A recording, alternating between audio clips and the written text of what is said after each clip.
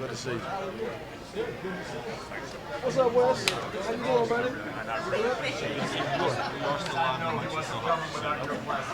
Let everyone know. They smoking. Fed, you want to get in? Yeah, might as well. Here, yeah, come sit down. Go ahead. Keep it going. Keep it going here. Yeah. All right, we got a Carolina reunion here. A lot of Carolina blue at this table right now. Hey, there's Boomer Sooner right Welcome here. There's in a Boomer Sooner. Cincinnati head coach Wes Miller. We got Shimon Williams, John Fanta back. Coach Miller, good to see you. John Fanta. Good to see you too, John. Yeah, absolutely. So what do you think?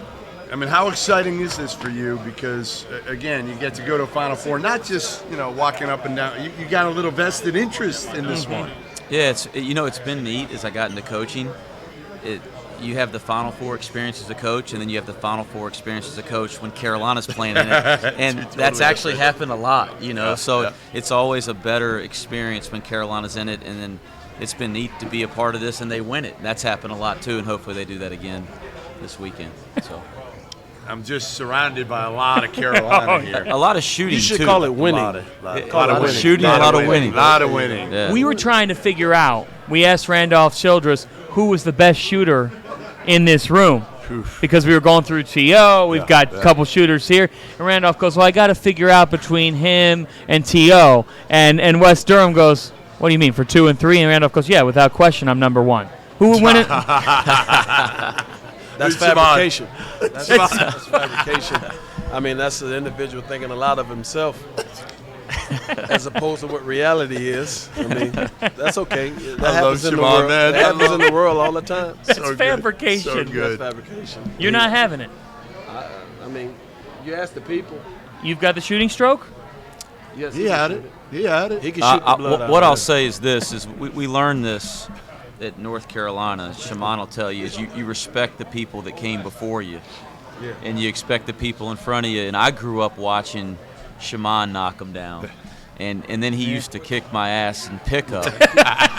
So I can't talk any smack that way, but I will say that I could shoot the ball a little bit. I don't know if I could do a lot on the basketball court, but I could shoot it a little bit. You could He definitely can shoot it. He can most definitely. He can play. He can play. The Carolina way. What does that mean to you, Shimon? I mean, the Carolina way, to me, we've talked a lot about like the Duke brotherhood. That's kind of been the new thing over the last few years. Right. What is the Carolina way? Well, it's predicated off of the things that Coach Smith implemented and who we are, how we are, and how we do things. It wasn't so much about just the way you played the game of basketball. It was more predicated on how you lived. Coach Smith was a great example of humility, a great example of being selfless for others, a great example of using his platform to help others and take all the bullets that could be taken, but allow other people to be ingratiated by the Carolina environment. I mean, he was the first individual in the ACC to have an African-American player. And so to have that mindset and understanding, what this thing was about, he understood it was bigger than basketball. Where a lot of us in those environments, basketball is the way. He understood that this is just a mechanism, an opportunity to change your life in some capacity. And the Carolina way is just making sure that you have those, you do those things. You look out for your brother. You put yourself in a position to be selfless to help others. Just on a small frame, for us as players, the one thing he said, make sure you come back for these kids that are on campus. And so, that made guys me all do. Yeah, that made me build my house in Chapel Hill. It's crazy to me, how many Carolina players come back every summer and play pickup. Like, there's no other place in the country like that. Nowhere. It was really interesting, like, when you reflect on your playing career there, and we didn't do all the workouts in the summer like we do now, right? Like when I was playing, the coaches weren't working with you in the summer. It was against the rules.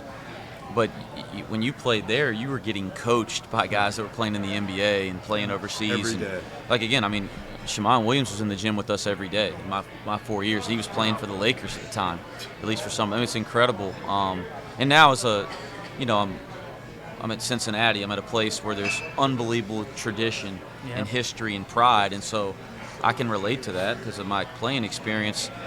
And we got to tap into that and get guys back, and we're fortunate because those guys want to come back. And I think, like you take those lessons you learn as a player, now it's really helping. At least it's helping me in coaching. I'm sure it's helping Shammond and the things he's done in and out of basketball. Have you hit Hugs? Like, have you talked to Bob Huggins, who was obviously like the legend right at Cincy, and it didn't end well there at the time, but have you tried to connect with him and kind of bring him back here? Like, I know you're new there. I know. No, I mean the first night, the night I accepted the job, late last April, like the first thing that I did after I, called the current players was reach out to Mick Cronin and Bob Huggins, and Smart. I think like Shammond talked about it, we were always taught, to respect what came before us, to understand the responsibility you have.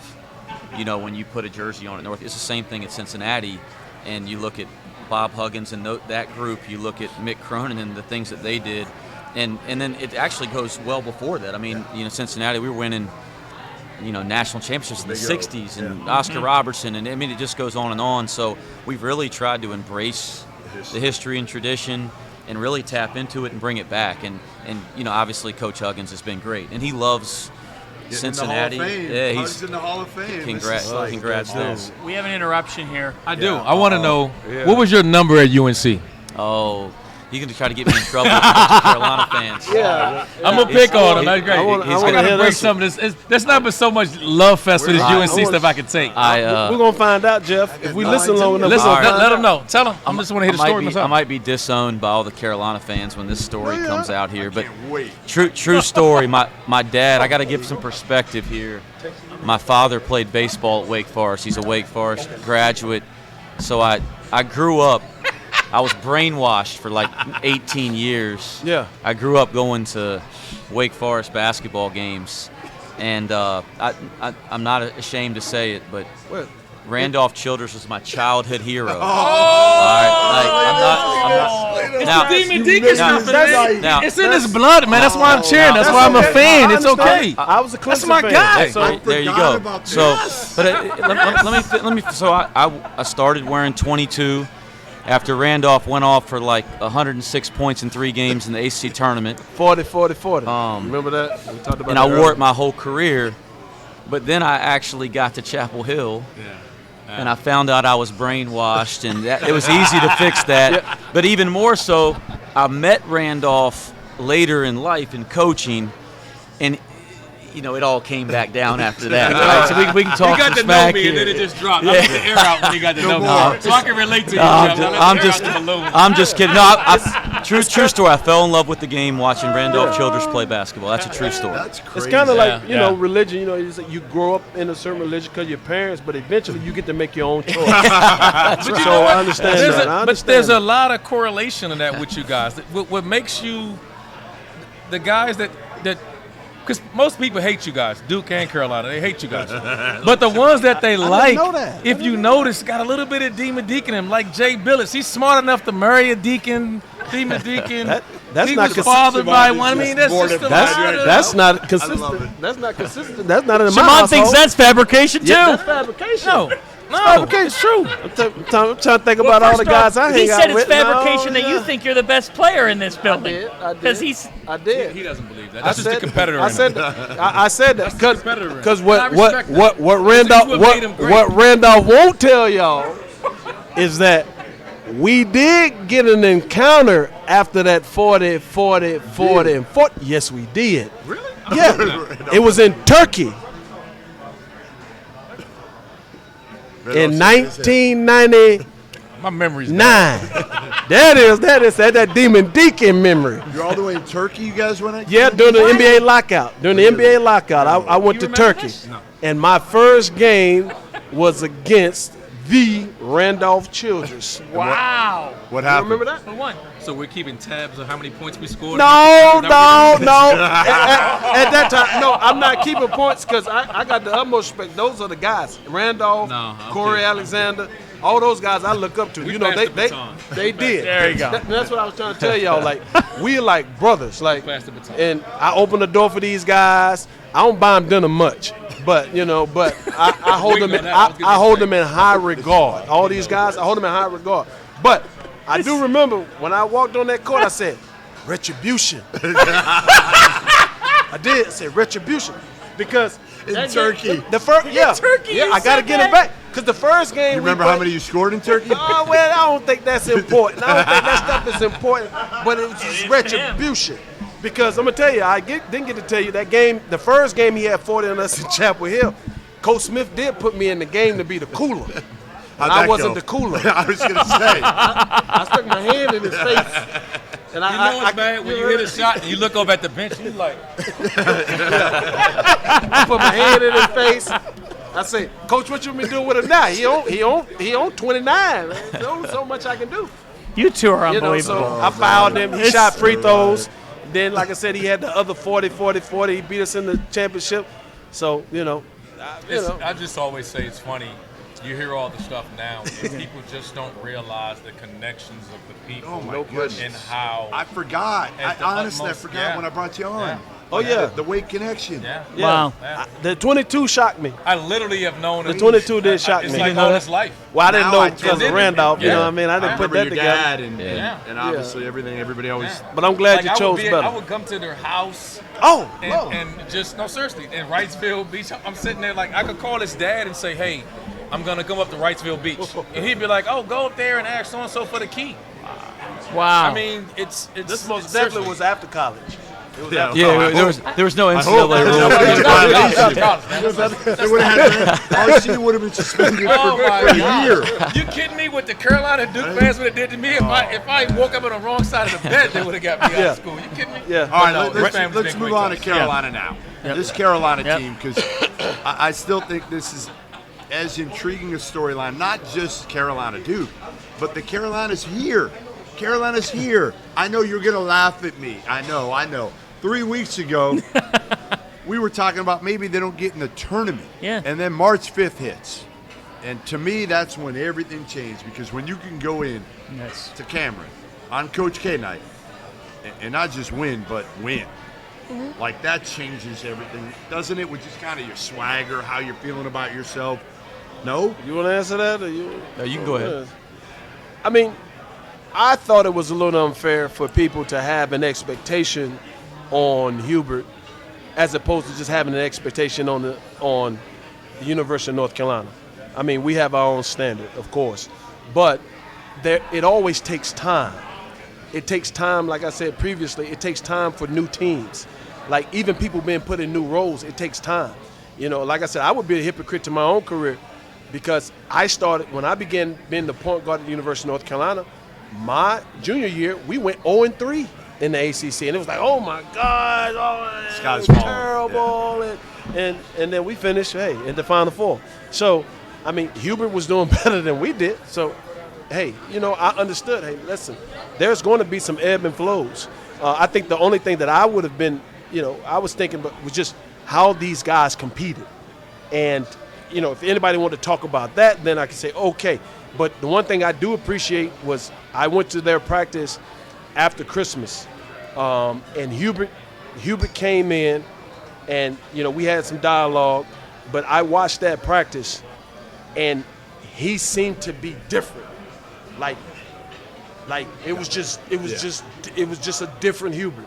And what he was, you know, the things that he was doing and saying, it was like, when I left out of that night, I was like, He's going to get this. oh, hey, he has it.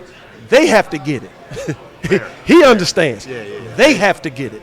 And Well, so, and again, in this day and age, it's different, right? Brady Manick transferred. At that point, they had Dawson Garcia transfer. You got a couple guards that are again, and you're playing different. Your style is different than Roy. Yeah, I mean, I just been the head coach for 11 years and just went through transition last year. Shimon just said it takes time, and guys learning how to play together. You're gonna see this more and more now with the transfer portal and teams being put together the way they're put together. You're gonna see teams click at different points. I mean, you got a great coach, a great coaching staff, like you said, great standards in a program where there hasn't been crazy change because it is the same people that have been in that program running it. Right. And you got a bunch of new guys. Like, it's going to happen. You just don't know. It may not happen in December. It may not happen early January. But when it clicks, it clicks. And, you saw that happen to them as the season progressed. So it's been neat to watch that team evolve. Mm-hmm. I'm curious, when you talk about in transition, like, what do we not see from you when you take on the Cincinnati job?